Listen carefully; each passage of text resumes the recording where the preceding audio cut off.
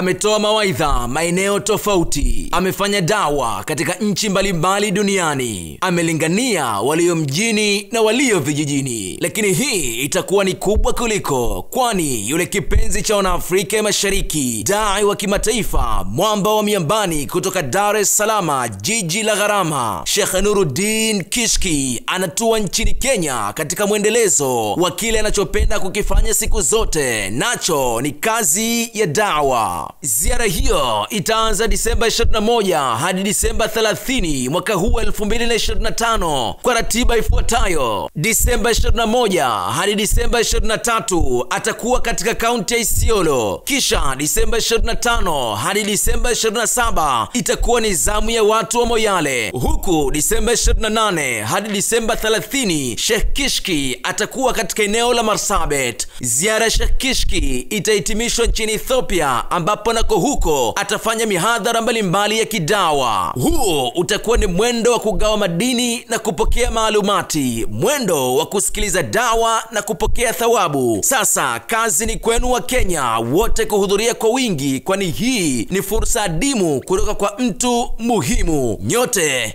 mnakaribishwa.